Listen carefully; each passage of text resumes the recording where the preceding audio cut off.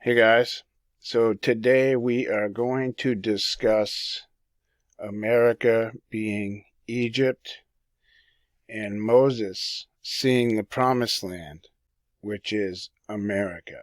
Now, I re-uploaded an older video I had made called The Dark Truth of America because some of the things I will be discussing I laid out in detail in that video. So if you have not watched it and you are confused about the Osiris myth and how it became America, then check that video out. I would suggest you check it out anyways because there's a lot of good information in there. You may want to watch that one first. So there's a lot of different sections to cover in this video. So like I did on the body snatcher video, I'm going to separate it into sections. And I am going to show you Moses' last walk at the end of the video. I want to use the beginning of the video to show you different proofs and understanding showing you that America is indeed Egypt. And then when I show you Moses leading Israel out of Egypt to the Promised Land, you will be able to see it. So, this video has been in the making for a while. I haven't felt led to make it until now. I have referred to America being Egypt many times. I have brought to attention a lot of the things I'm going to discuss in different videos. But now is the time to make this video where I can show you that America is indeed Egypt and that Moses did indeed die here. So, let's dive right in. As we get closer to the end, the truth will become more and more precious, and the people that hold it will have a great responsibility because the world will reject what they have to say, persecute, hunt them down, and kill them. These truths are hard, and it takes a certain kind of person led by God to bring these truths to the surface. So choose you this day whom ye will serve. As for me and my house, we will serve the Lord. Welcome.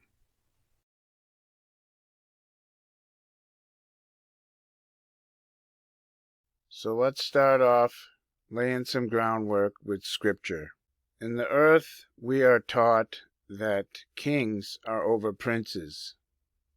But the reality is, princes are over kings. Because princes are spirits, and kings are humans.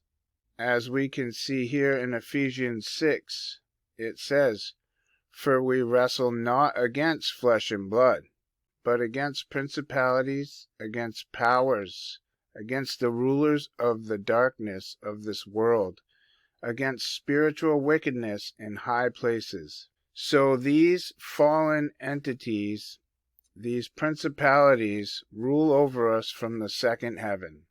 Now, this tells us that princes are not human, okay? Because we wrestle not against flesh and blood. Therefore, we're not wrestling against humanity. Okay, that's not the battle. This is a spiritual battle, spiritual warfare. We wrestle against principalities. This is where the word prince comes from. Against powers, against the rulers of the darkness of this world, against spiritual wickedness in high places. So these principalities are fallen entities, fallen angels, who watch over and control the state of the world and direct it towards its final end. As we can see here in Daniel, an angel was coming to answer him for the Lord. And he says, "Fear not, Daniel, for from the first day that thou didst set thine heart to understand, and to chasten thyself before thy God, thy words were heard. And I am come for thy words. But the prince of the kingdom of Persia withstood me 21 days.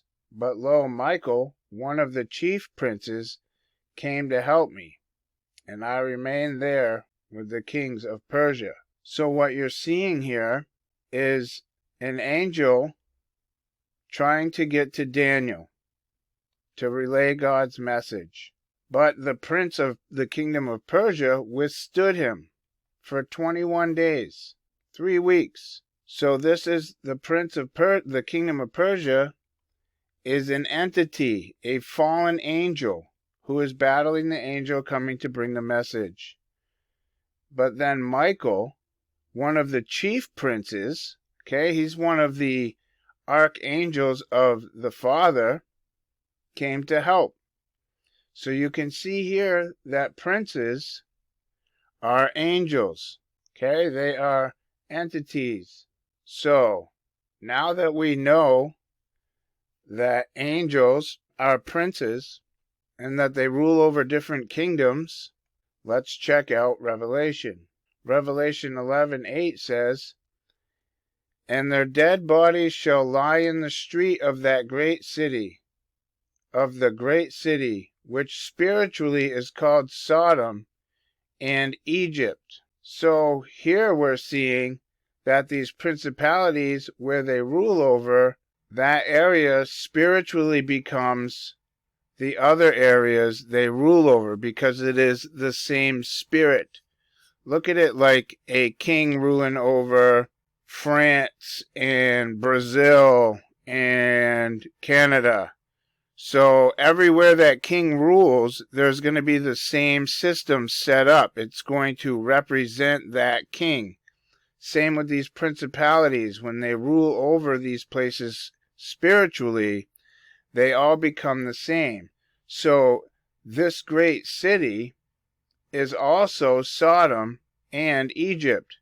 So we can understand that America and Egypt are being run by the same spiritual entities. And there are 72 princes over the land of America. One leader, but 72 principalities. Of course, the one leader is Lucifer, the 7 Satans. So, principalities do their work. They answer to the Satans.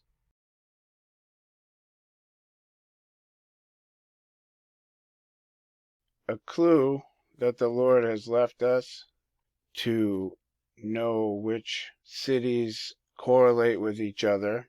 There is a list of sister cities. Now, the Bible says that the Antichrist is going to sit in the temple of God.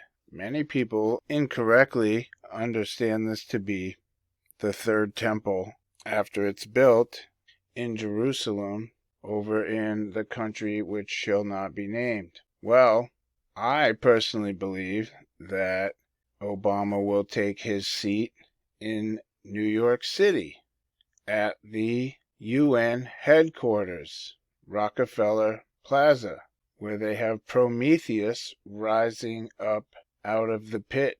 So, this is a list of sister cities that are in the U.S. And you can scroll down and see how they coordinate. So, we got Alabama.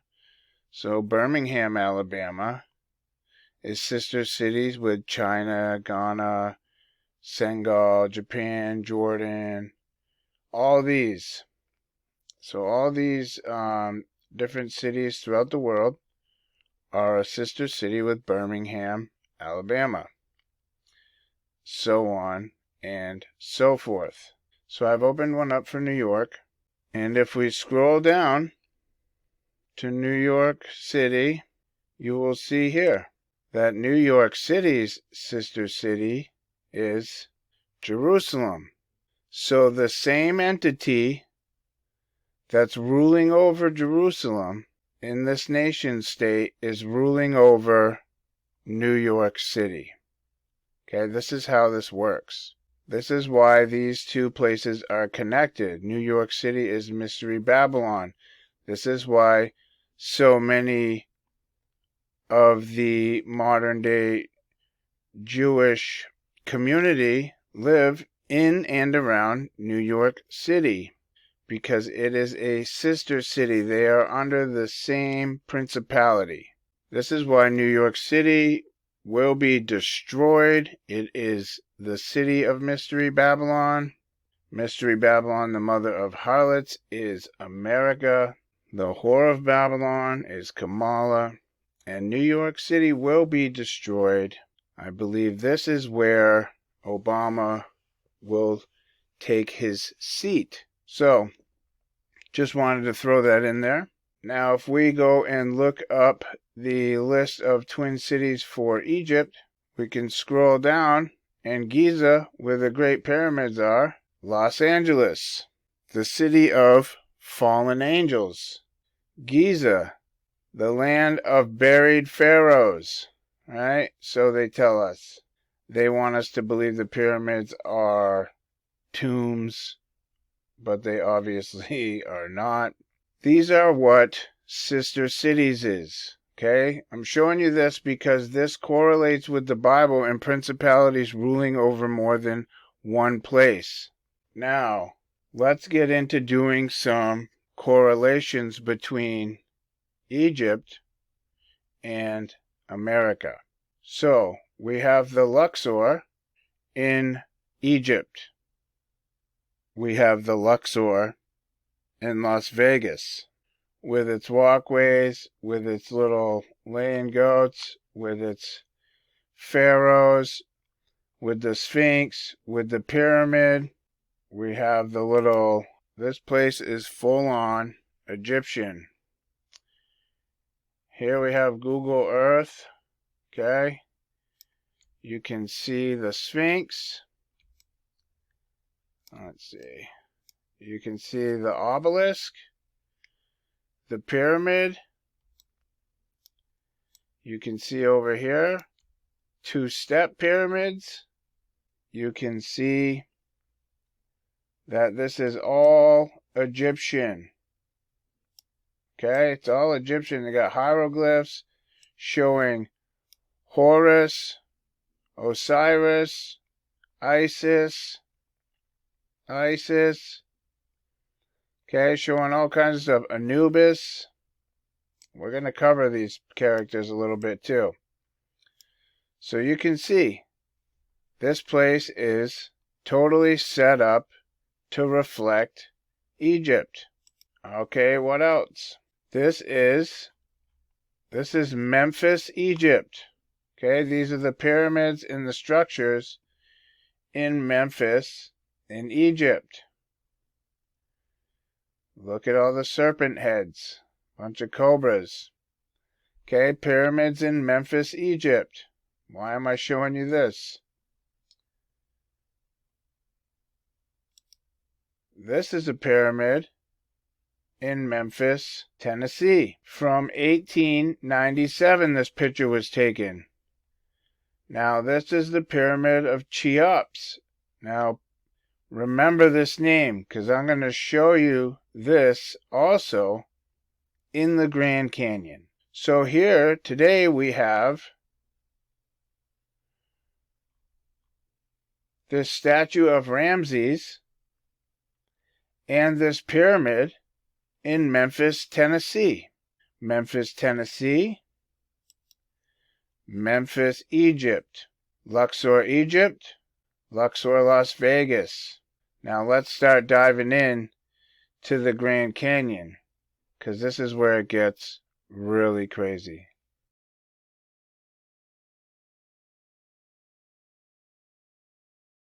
Okay, now this whole area is the Grand Canyon. Now remember, I wanted you to remember the Cheops Pyramid, okay?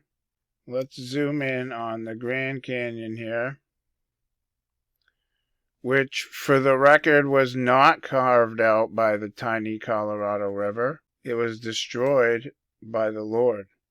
And we will start right here at the Cheops Pyramid. So right here in this area is the Cheops Pyramid. Now, one thing I want you to look at when I'm showing you all these places is that they're all on top of star forts. You can see in the landscape that they are star forts. Let's have another look. Here's another image. Now we'll go over here, just so I can keep these in order. You can see we have the Tower of Set. We have the Osiris Temple and the Tower of Ra. These are both the sun god. Okay? Here's Horus. Here's Isis. So Set killed Osiris, cut him up into 14 pieces. Isis, his wife, put him back together, and they made Horus. And if you watched the Dark Truth of America video, then you will know that story and how it ends up. But let's have a look at some of these places. Here is the Tower of Set. This is a view from the Tower of Set. This is the Tower of Set. Inside there are hieroglyphics, cave drawings. You can see here the serpent goes around this ring and comes around to eat its tail, the Ouroboros. Okay, now some people might think that these are Native Americans, Indians, but what I am going to propose to you is that the Indians are the remnant of the Egyptians, and that their cultures are very closely intertwined. They both believe in the same gods, they just call them different things. And don't forget, history is his story. This has been a narration we have been taught to mislead us, to keep us from understanding and knowing the truth. Here's the Tower of Ra. Well, a view from it anyways. There are no actual pictures of the tower. Here is Osiris's temple. There's no photos on Google Earth, so we can go to Wikipedia and see one. So here we have Osiris's temple. You can see on top, very pyramidal. Also, very star-forty. See all the points? Okay, this was a defensive structure. Star forts were made to defend and to keep things safe. Here we have Horus's temple. Again, no pictures, so we'll go on Wikipedia. You can see the temple of Horus. Now it's also showing you that this is a view from the Tower of Set. But you can see, again, very star-forty. Its parent peak is Osiris's temple. Osiris just happens to be Horus's father. And here are the outlets of the star fort and remnants of a pyramid. Now, I'm cruising through this because I don't want this video to be 10 hours long, but I highly suggest that you come on in and check these things out for yourself. You can spend more time on them, do some exploring, see what you can find. Shiva's temple. Now, some people will say, wait, Shiva, that's a Buddhist god. Well, understand that the Egyptians were pagans. They believed in false gods, okay? And then we only have the narration. We have what's been interpreted and given to the modern day society. So these gods are all representative of certain entities all over the world. There are only so many entities that rule over Earth. And in different countries, they're called different names. Just like I've shown you in the Roman and the Greek gods and the Egyptian gods. All the same gods, all the same kind of story, but different names. Just like we have the story of Nimrod, Osiris, dying and being resurrected by Semiramis, Isis, giving birth to Tammuz, Horus. Same story, same principalities, different names. So let's have a closer look at the Shiva Temple. Once again, very star forty. You can see star fort, the inlets, the outlets. Now your brain might want to tell you that's just natural wear. Well, you show me anywhere else in the world where natural wear looks like this. Jagged points coming out all the way down the hills. This was a design. And don't forget, there used to be giants and fallen angels on the earth, which could do things we could not do. Here's another view. Now, if you can't see this star fort, then you're just not looking. Okay? Look at the inlets and the points. This is a star fort. Look up star forts if you don't know what they are or what I'm talking about. Look at the difference in the nice line and coloration here. Forget about what you've been taught about sediment and millions of years and all that noise, because that's all it is noise to distract you. This was built on top of this. Okay? This was a temple. The temple to Shiva. Shiva, like outside of CERN, the god of destruction. Let's look at Isis's temple.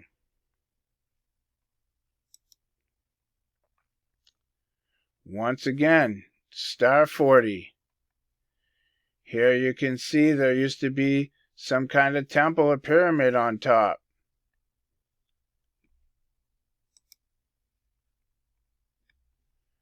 Remnants of an old structure. Star fort. Buddha's temple.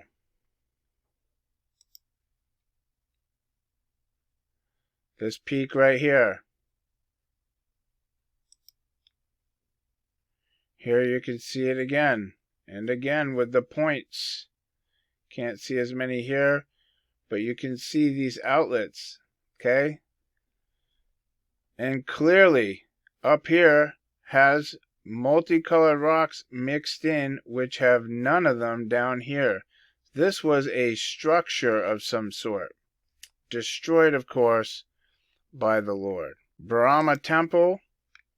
Here you can see another temple built on top. This was a two-layered temple. This was the old earth, and this was built on top of it.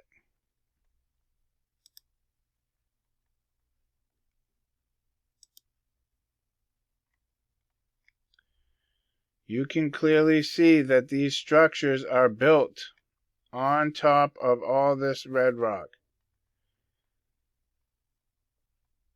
This used to be a temple complex. Zoroaster Temple. And again, very Star Fort-esque. You can see a little window here.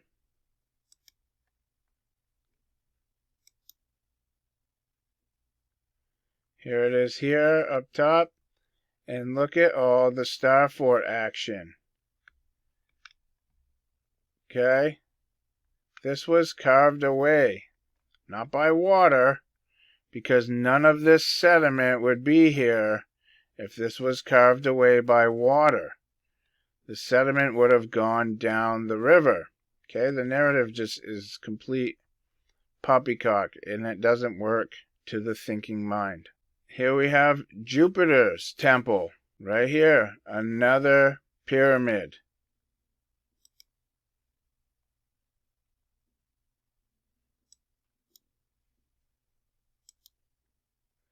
And this is the river they want you to believe carved all of this. because they have the world convinced that this world is millions of years old. But it is not. This was destruction on a level no river could make, even in 50 billion years. Here is the temple of, what are we looking at again?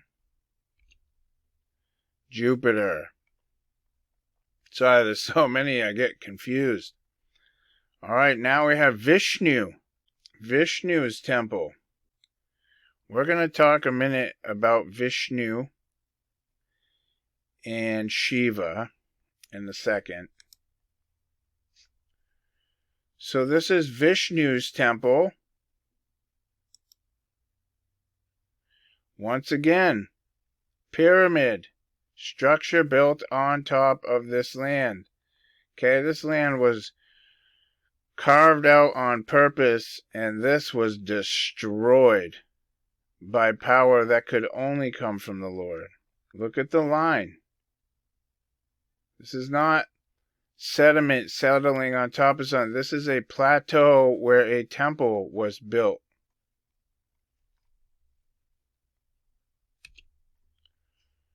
Here we have Solomon's temple.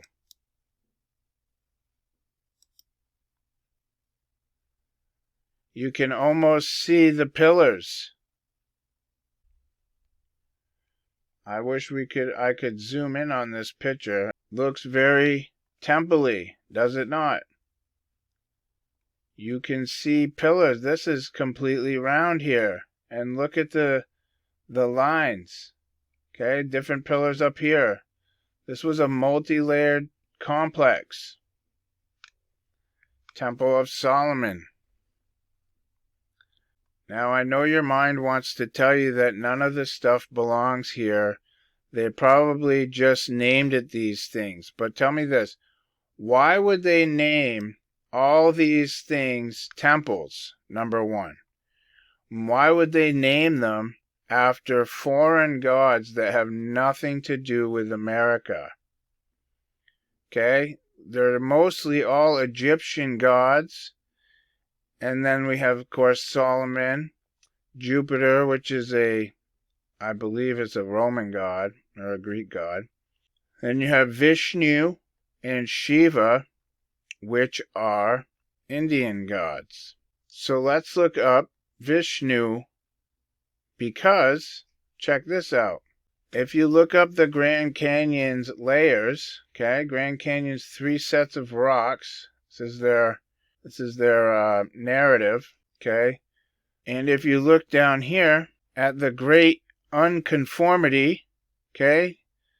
So to not conform, you get the Vishnu basement rocks.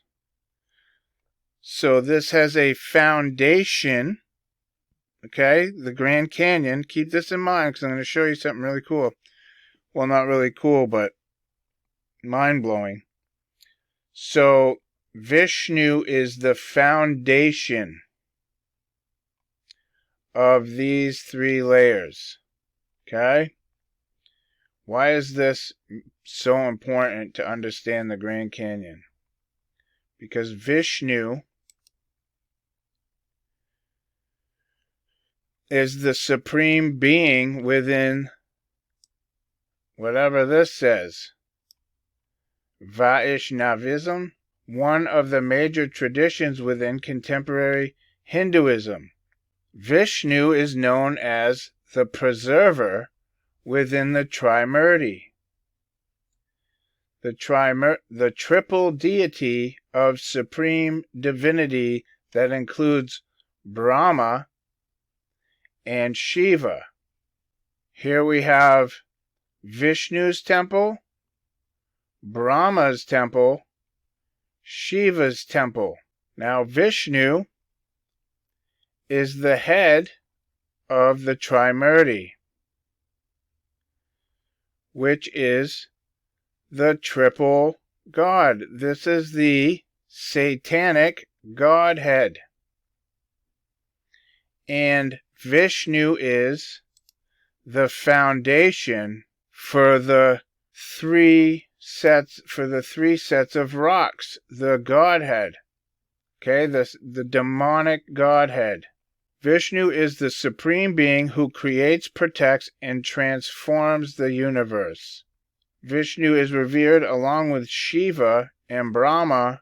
So what we're seeing here is the foundation stones, the Antichrist, and the house that's built upon it is the false Trinity.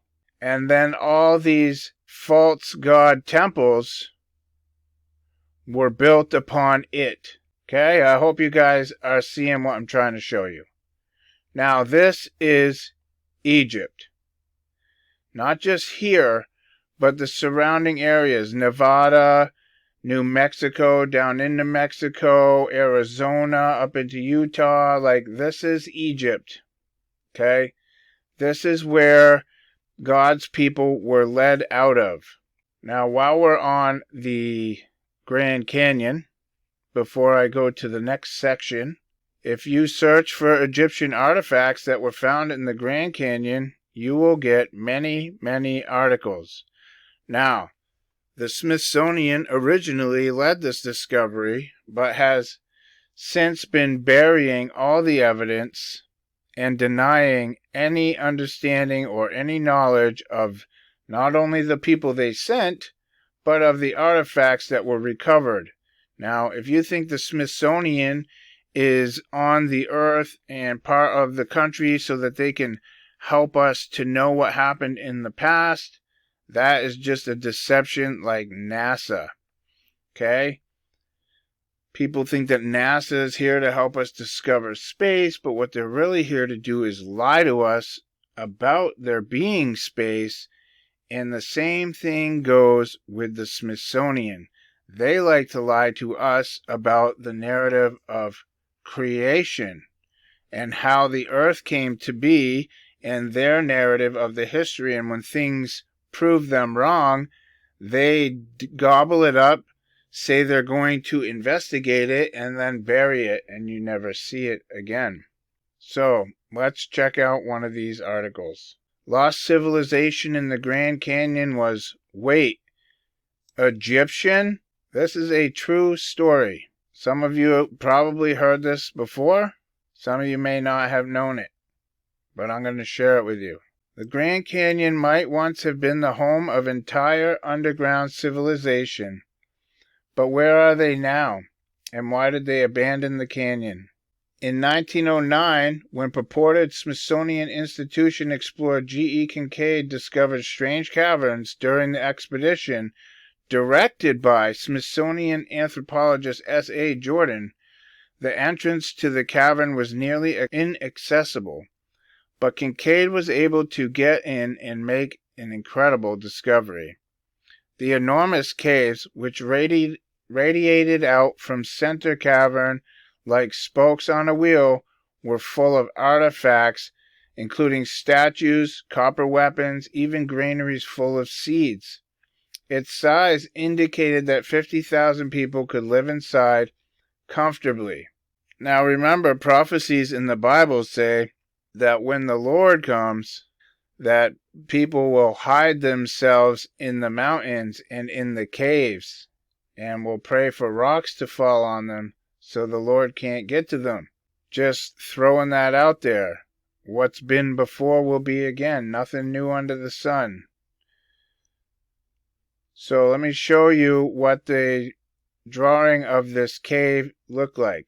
Here is the main cavern, and here are the spokes that it's talked about, different tunnels coming off of the cave system. This is a drawing of, or a diagram of the cave and the different rooms that were in the cave that they could get to. But even more amazingly, the artifacts didn't match up to anything in the known record. Rather than appearing to be of Native American origin, as one might expect, the objects had distinct Egyptian or Tibetan designs. Could there actually have been an entire civilization of Egyptians living there? If so, how did they get there? Well, this world used to be one land. Remember that. And the Egyptians were here. They might very well have been from here. And the Egyptians that stayed and are left over from this period of time became the Native Americans. Now, the story caused a huge sensation when it broke in Arizona Gazette in 1909, but was soon met with skepticism. The Smithsonian has no record of either of the scientists nor their discoveries and firmly quells any claims that Egyptian artifacts have been found in either North or South America, and no one has been able to find these supposedly massive caves since. Was this some elaborate hoax, maybe perpetrated by the Gazette papers? Absolutely not. That's certainly a possibility, but it doesn't fly for many conspiracy theorists. You mean people that can think. Some argue that the Smithsonian Institution has purposely wiped Kincaid and Jordan from the records and actively destroyed artifacts that don't agree with the status quo of human history. That's exactly right. This is what the Smithsonian does. They are a propaganda network. They give you information of what they want you to believe. Just like Franz was showing us in his video on the history of the education, this is part of that propaganda. This is the narrative. They feed you what they want you to think because they don't want you to think. They just want you to accept and look at them like, oh, they're the historians, they're the archaeologists, they're smart. I should listen to them because they know what they're talking about. They went to college and have studied this their whole lives. No, they're liars. And they're ignorant of the truth because they believe in a lie. They don't have the truth, so they can't figure out the truth. So let's look at a couple things in this article. So in this cave system, they found a shrine. Over 100 feet from the entrance is the cross hall, several hundred feet long, in which are found the idol or image of the people's god sitting cross-legged with a lotus flower or a lily in each hand. If you want to know the significance of the lotus flower, go watch my Kamala is Artemis, the Whore of Babylon video, and you will see I did a dive into the lotus flower in that video. The cast of the face is oriental, and the carving in this cavern. The idol almost resembles Buddha, though the scientists are not certain as to what religious worship it represents. Taking into consideration everything found thus far, it's possible that this worship most resembles the ancient people of Tibet. Now, here is a 3D rendering of the image. This is what Buddha looks like, but understand, as I said, these gods are called many different things. And you can see by these rays coming out the back that this is indeed the sun god. Ra, Osiris. Okay, this is Osiris. You can see there is Egyptian hieroglyphs underneath. Now, how do I know this is Osiris and that this cave system is Egyptian? Well, let's continue. We'll cruise down a little further and we'll get to the hieroglyphs. The hieroglyphics on all the urns or walls over the doorways and tablets of stone which were found by the image are the mysterious hieroglyphics, the key to which the Smithsonian Institute hopes to yet discover or bury. These writings resemble those on the rocks about this valley. The engraving on the tables probably has something to do with the religion of the people. Similar hieroglyphics have been found in the peninsula of the Yucatan, but these are not the same as those found in the Orient. Some believe the cave dwellers built the old canals in the Salt River Valley. Now, here you can see the hieroglyphics in this image. This image is of Isis. Okay, this is Isis. Let me show you. Here in the Osiris myth, you can see that this is Osiris, this is Horus, and this is Isis. You can see here it says Isis is on the right. Notice the headdress. Okay? Let's go back and look. Notice the headdress. This is the goddess Isis. So now we have Osiris and Isis inside the cave. Here is the crypt. The tomb or the crypt in which the mummies were found is one of the largest of the chambers, the wall slanting back at an angle of 35 degrees. Look at this. This is like something out of the Mummy movie. So I will leave these links in the description so that you can read over this whole article, because I'm not going to. But I just wanted to show you that this is indeed Egypt.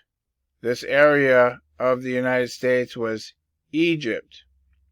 Now, a couple of more things I want to show you, and then I will move on. Anubis. Okay, Anubis is the god of funerary rites. He's the protector of graves and the guide to the underworld.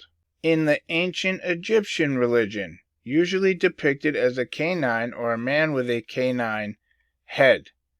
So Anubis is a canine or a man with a canine head who is the god of the underworld and guider of the dead. This is an ancient Egyptian religious god. Well, why do I want to show you this? Because if we go over here and look up Xolotl, this is an Aztec god. Okay? Americas. In the Americas. Xolotl was a god of fire and lightning. He was commonly depicted as a dog-headed man and was a soul guide for the dead. Okay? Now, he also is the god of twins. And look what happens, I found this interesting. If you hover over twins and it gives you the Wikipedia, two guys from NASA pop up. Could have shown any twins in the world, but they show two guys from NASA. How funny. And they don't even look that twinny. Anyways, he's the god of monsters, misfortunes, sickness, and deformities. Xolotl is the canine brother to and twin of Quetzalcoatl. You know, Q. He makes an appearance on this channel quite often. So here we have an Egyptian god and a god of the Americas who is exactly the same. And we know that Quetzalcoatl, Q, is the power over America right now, the spirit of Antichrist, the feathered serpent, Amaru, whose land is Amaruka. If you don't know what I'm talking about, go check out my videos on Q, especially the one called Q Has a Name. That was a deep dive into Q.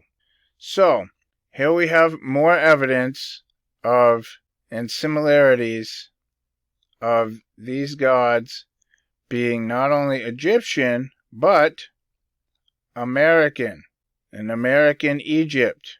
Now, Anubis had many different roles, and by the Middle Kingdom, he was replaced by Osiris in his role as Lord of the Underworld. So Anubis was replaced by Osiris. Osiris was killed by Set, chopped up into 14 pieces, and then was replaced by Horus. Horus is George Washington. Horus has the head of a falcon. This falcon just happens to be native to, you guessed it, the Americas. Now if I shrink this window down, scroll down to this picture here, and bring back up Horus, you can see that this bird is the head of Horus. This is the Aplomado falcon. It is a medium-sized falcon of the Americas. Not found in Egypt or anywhere near it, only in the Americas. And it doesn't even go too far south. So, here you have Horus. Why would Horus have the head of an American falcon if Horus wasn't an American god? So I showed you in the video America the Dark Truth how Horus is George Washington, how this nation was birthed. One thing I forgot to show you, which I wanted to show you, but the video is old, is that when this nation was made out of the 13 pieces of Osiris, and one piece was missing, right? And I told you that that was the phallus, and that the Washington Monument represented the phallus, and that's how birth was given to this nation through this spell when Horus, George Washington, came into being. Okay, now I don't believe in George Washington. I don't believe these were people. These are men made in the image of fallen angels. But that's besides the point. That's my personal belief. Now, what happened? What did I show you about the Washington Monument if you look at it from above? It is the circumpunct. It has a circle with a dot in the middle. Well, the same thing holds true if we add the missing piece of Osiris. Here are the 13 pieces. Here is the phallus of Washington, D.C., the obelisk. And you have Osiris, the sun god. This is indeed the symbol for the sun god. So I just want to show you this stuff.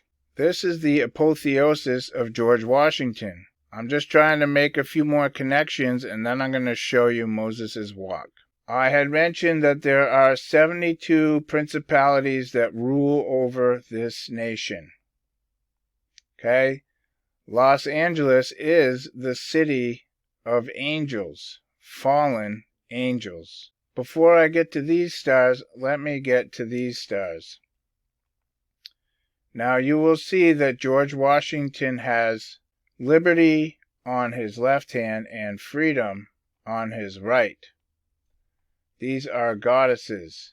Now, these women surrounding them are maidens, and they hold a sign that says E pluribus unum, out of many, one. This is talking about taking the pieces of Osiris and making Horus one. This is why George Washington is on the Apotheosis in the Capitol Rotunda, because he has been exalted to godhood. This is Horus. These 13 maidens have a star over their heads. Each one has a star. There's 13 of them. And Horus is the recreation of the 13 stars. These are the 13 stars which were on the Betsy Ross flag. These are the pieces of Horus which represent the original 13 colonies. Now, this is all a narrative that I do not believe, but I'm just sharing it with you because this is how it happens. Now, this is why George Washington's tomb is empty, because they want to show you in symbolism that he is risen. The false Christ, the Antichrist, Horus, Babylon. Okay, I hope you guys can see what I'm trying to show you. Tammuz. So you can see that he has the rainbow under his feet, right? He's somewhere over the rainbow. the Wizard of Oz. I'm telling you guys, this stuff is straight up demonic. So let's zoom out a little bit and we will see. There are 72 stars that surround this apotheosis, this rising of Horus. Okay, so we have Horus, Osiris reborn. You can see the sun is a dot inside of this circle. And here we have Osiris reborn as Horus, controlling the nation, and the 72 stars that surround it. Now, these stars are the fallen entities, principalities, which rule over the land of America. Something very interesting that happened this year was that director John Waters is honored with a star on the Hollywood Walk of Fame. So on Monday, September 18th, 2023, at 11:30 a.m., he was given a star on the Walk of Fame. Why does this matter? Because he was the 2,763rd star on the Walk of Fame. Now, if you look at this number backwards, you can see 3 6s and 72. The 72 stars of the apotheosis. Now remember, 72 is 66 plus 6. This is demonic. Not only that, do we have 3 6s there and 72 to make 3 6s there, but if you add 27 to 63, you also get 72. And it was dedicated on September 18th. Septa is 7. 7 and 1 is 8. You have 88. A portal through skull and bones by the fallen entities to bring us into damnation. I really hope you guys are seeing what I'm trying to show you. And I know this is a lot to take in. I hope I'm not going too fast, and I hope I'm explaining it in a way that is easily understood. Now, you're going to have to keep an open mind, but it should be easy after all I've shown you. So now we're going to zoom out, because I've told you that this was Egypt, okay? These are the temples that were being built by God's people. Now we zoom out, you can see the wilderness. Yes, they walked for 40 years, but the walk was only about 3 weeks. It took 40 years because they refused to come out of idolatry. So if we scroll up here, you will see, and we are going to do a side by side so we can see the scriptures. And Moses went up from the plains of Moab unto the mountain of Nebo. So here you can see the plains of Moab. Okay? The plains of Moab.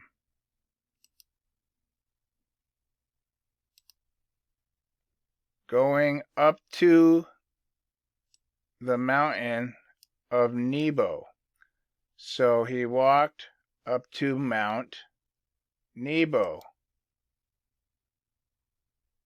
Here's Mount Nebo.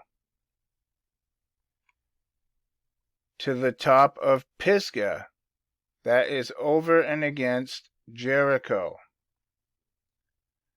So he went from Nebo to Mount Pisgah, that is over and above Jericho. So here is Mount Nebo to Mount Pisgah, which is over and above Jericho. And the Lord showed him all the land of Gilead unto Dan. Where is Gilead? Well, I told you that Satan hides the truth in lies, right? Movies, music, comics, cartoons, books, you name it. Well, to find this truth, we go no further than the book The Handmaid's Tale. And you will see in the Handmaid's Tale the Republic of Gilead. And look at that. All this property inside of this borderline. So the red is outside of it. Okay, the red is rebel occupied territory. But inside, this is all Gilead. Just like it says here in the Bible, Gilead. So he's showing him the entire U.S. If we go over here to Massachusetts and zoom in, you will see that there is Mount Gilead. So he is on the Mount of Pisgah, looking all across, all the way to the Mount of Gilead. Now I know some of you are probably thinking you can't see that far. Well, understand the Lord was showing Moses everything he wanted him to see. The Lord can cause you to see whatever he wants you to see. Did Moses actually see over here? I have no idea. All I can tell you is that as far as Moses could see, he was seeing. This is the promised land, America. So what else? Let's zoom back in. All right. And all Naphtali in the land of Ephraim, and Manasseh in the land of Judah unto the utmost sea. Now, Utah is Judah. Okay? The J sound is a Y sound. So, Utah.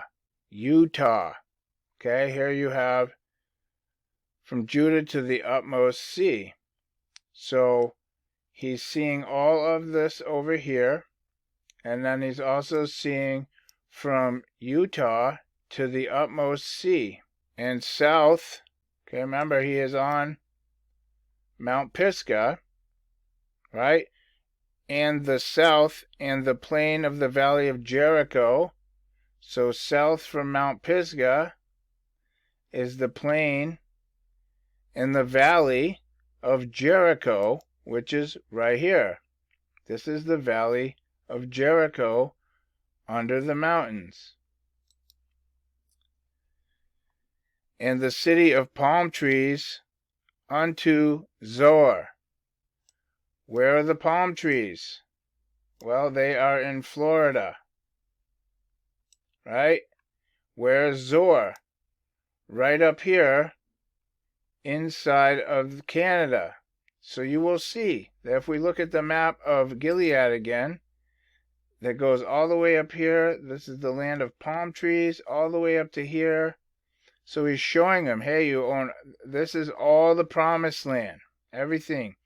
From Utah to the sea, over down there to the south in the land of Valley of Jericho, over to the land of palm trees, up to Zoar. So let's highlight. We got the land of Judah, onto the utmost sea, and the south of the valley of Jericho, the city of palm trees up into Zoar. And the Lord said unto him, This is the land I swear unto Abraham and unto Isaac and Jacob, saying, I will give it unto thy seed. I have caused thee to see it with thine eyes, but thou shalt not go over thither. So Moses the servant of the Lord died there in the land of Moab. He buried him in the valley in the land of Moab, over against Beth Peor, but no man knoweth of his sepulchre unto this day. Yeah, you know why? Because he was buried here, in Moab. So they will not find him. Now, let's look at a few more things. Here is Ephraim. Here is Nephi, Naphtali. Here is the Jordan River, okay, which goes all the way down through Utah. Here is the Salt Lake. And here is the sea that the Lord dried up the Jordan River. So, how can we get more proof besides what I'm showing you? That the United States is the promised land and Judah is Utah. Judah is the tribe which gave us Jesus. This was the preserved line. So Judah will represent Christ. So what would Satan want to do to a land that was given to the Lord's people as a promise? Well, obviously he would want to corrupt it. Well, Utah is the only state in the United States which is owned, operated, and controlled by the Mormons. The Mormons are anti-Christ. They are a religious cult that believe they are going to become gods, just like the pharaohs of old. You can research Utah and see that it is a Mormon state, the only Mormon state. I've been there. Budweiser makes special beer just for Utah because they only allow a certain alcohol percentage to be in beers. So if you want to sell your beer in Utah, you need to make a special beer. I know that from when I was younger and traveling cross countries, not from now, because I don't drink beer. But I'm just trying to show you what kind of power they have. This is also where the angel network is based out of. The network that brought you Chosen, that misleading fake Christian program that certain people love. That show is demonic and unscriptural, does not stick to the biblical storyline, and is made to mislead you. They also put out Sound of Freedom, which I did a video about. And one thing I didn't add into there is they wanted to make all you parents afraid that your kids are going to be kidnapped so that you put a chip in them, like people do with their pets. Okay, this is high demonic spell work coming out of this one area, Utah, the Mormons, the Church of Latter-day Saints. They're not saints at all. They are antichrist, Christ-denying, self-proclaimed God people. And they are trying to push their corruption across America. So this is the last walk of Moses. He led all of Israel out of Egypt and then was led by the Lord on this walk to these mountaintops to be shown all of America, the promised land.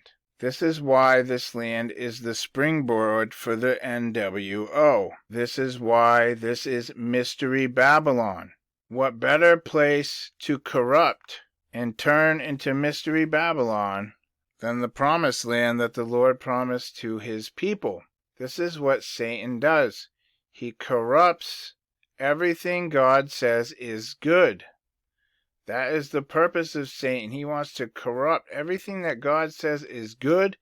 Satan corrupts.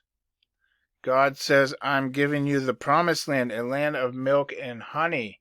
So Satan came in with his dark deceptions and turned it into Mystery Babylon. Now there's one more proof I have for you. I'm going to read you a few more verses of scripture, which is the linchpin to show you that this is 100% ancient Egypt. Now remember, there is nothing new under the sun. That which shall be again. Now the Lord is talking to his people. So let's read. If thou wilt not observe to do all the words of this law that are written in this book, that thou mayest fear this glorious and fearful name, the Lord thy God, then the Lord will make thy plagues wonderful, and the plagues of thy seed, even the great plagues, and of long continuance, and sore sickness, and of long continuance. Moreover, he will bring upon thee all the diseases of Egypt, which thou wast afraid of, and they shall cleave unto thee. So he's telling his people that if they don't obey his word, that the 10 plagues he unleashed on Egypt will be unleashed on his people. Also, every sickness and every plague which was not written in the book of this law, them will the Lord bring unto thee, until thou be destroyed.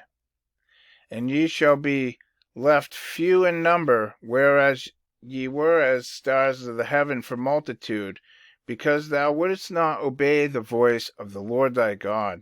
And it shall come to pass, that as the Lord rejoice over you to do you good, and multiply you, so the Lord will rejoice over you to destroy you, and to bring you to naught. And ye shall be plucked from the land whither thou goest to possess it. And the Lord shall scatter thee among all people, from one end of the earth unto the other.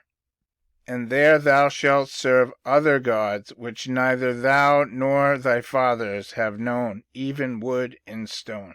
And among these nations shalt thou find no ease, neither shall the sole of thy foot have rest, but the Lord shall give thee there a trembling heart, and failing of eyes, and sorrow of mind. And thy life shall hang in doubt before thee, and thou shalt fear day and night, and shall have none assurance of thy life. In the morning thou shalt say, Would God it were even, and at even thou shalt say, Would God it were morning, for the fear of thine heart, wherewith thou shalt fear, and for the sight of thine eyes, which thou shalt see. Now here is the linchpin. And the Lord shall bring thee into Egypt again with ships. By the way whereof I spake unto thee, thou shalt see no more again, and there ye shall be sold unto your enemies for bondmen and bondwomen, and no man shall buy you. So you can see here the Lord is clearly talking about sending them back into bondage, into slavery. Okay, how long were God's people slaves in Egypt, did the Bible tell us?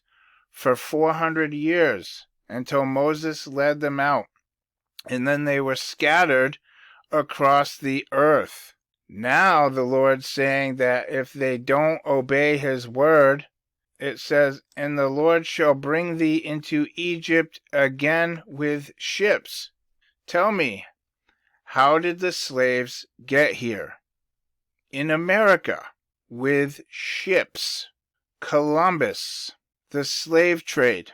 They were sold into bondage. They feared day and night for their lives because in America during slavery, the people were not looked at as human, and they could be killed for any or no reason at all.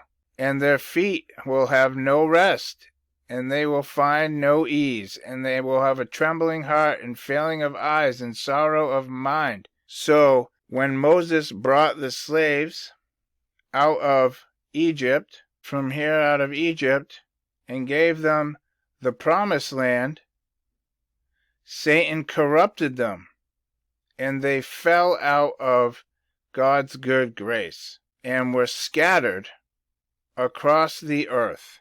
Then God promised them to bring them back to Egypt on ships. Okay, so America is Egypt, the promised land. Bring them back here on ships and sell them into bondage, which is exactly what happened for 400 years. I hope you guys are seeing what I'm showing you, because if you can grasp a hold of this, this is mind-blowing information, because I'm giving you proofs that break down the narrative that we've been taught our whole lives. I'm showing you scriptures and areas that show you and correlate exactly with the Bible. and that Egypt over the seas is a sister country of this country. Same principalities are ruling over Egypt that are ruling over the United States. That is why there's so many similarities. That is why there are pyramids all over the Americas and pyramids all over Egypt. This is why there are pyramids all over the world, because this used to be a world power. And we've just been taught to believe what we're told is history, so we never question it. So that finally, when it does come time to question it, it seems ridiculous to us because that's not what we believe, because we were taught otherwise. Well, it's time for God's people to get out of the box and be released from the matrix and seek truth, not narrative. And what I'm showing you here, this is truth. This is the promised land. This is exactly why Satan wanted to corrupt it. What better trophy for the devil than to corrupt the promised land that God gave his people so that they could be scattered and brought back into bondage? This is what Satan always does to what God calls good. Well, you guys, that is the presentation. I hope I showed you enough so that you can get the gist of what I was saying. I know this is a lot to wrap your head around, especially if you've never heard this stuff before. If you haven't, then this might sound absolutely crazy. But that is why I use scripture and give you proofs, many proofs, not just a couple, many. That's why I walked you through the whole process of how this nation was created, to deceive the masses into believing this is the new world, when in fact it is the old world. Satan likes to hide the truth in plain sight, and what he's done to this nation is no different. So I pray that the Lord give you this understanding, because the more truths that you can grab a hold of, the more you are released from the matrix, the more you'll be able to see. And we need to be able to see all of truth. It is important that we see the truth, because we must worship the Father in truth. And in order to do that, we must have the truth. Take care.